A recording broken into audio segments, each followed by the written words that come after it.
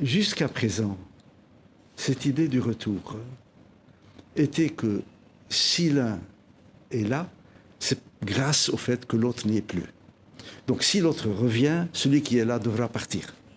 C'est ça l'angoisse israélienne la plus profonde. Ce n'est pas Jérusalem, ce n'est pas les débats théologiques, c'est cela.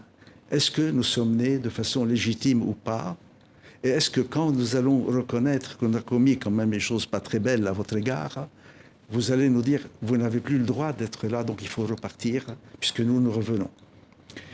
Et aujourd'hui, toute la négociation, parce qu'elle vient de se relancer, hein, elle est de nouveau à table. Il faut dire, si je reviens, ça ne veut pas dire que tu repars. D'accord. Mais pourquoi ce quartier de Jérusalem-Est, est-ce qu'il a une importance particulière? Est-ce qu'il incarne quelque chose de très symbolique? Non, parce que c'est la technique. Le grand concepteur de l'expulsion de 1948, qui était un agent immobilier israélien, avait un slogan. Vous savez, le dunum en Palestine, c'est l'unité de mesure terrienne. Il disait une chèvre par-ci, un dunum par-là. C'est-à-dire, il faut à chaque fois faire un point d'implantation et puis à partir de là, commencer à dire, puisque je suis là, il y a une chose à côté, il y a une chose en face, etc. Il y avait déjà une maison qui avait été sous-mise par les colons et qui est dans la même rue. Ce qui s'est passé, c'est comment, à partir de cette implantation, commencer une expansion et répéter le mouvement. C'est comme ça que la colonisation, au départ, a commencé. Maintenant, elle arrive avec les blindés, l'armée israélienne, ils s'installent, la terre est réquisitionnée et ainsi de suite. Mais le schéma classique, en tout cas pour la Palestine, était celui-là. Un point d'implantation et puis une expansion.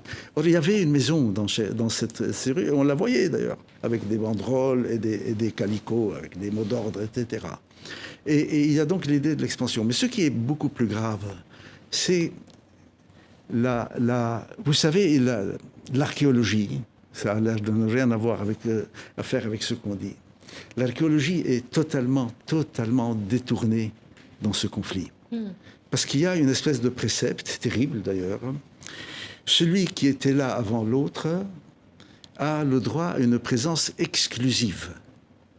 Et donc vous avez dans les débats pseudo-historiques, parce que c'est aux antipodes de l'histoire, hein, vous avez des débats sur l'antériorité.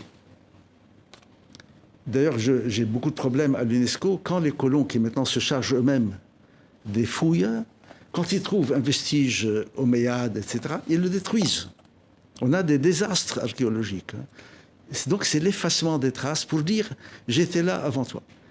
Et c'est un paradoxe presque tragicomique parce que si les Palestiniens acceptaient ce principe de la strate la plus profonde, la Galilée, les strates les plus, c'est l'Israël actuel, les strates les plus profondes sont cananéennes.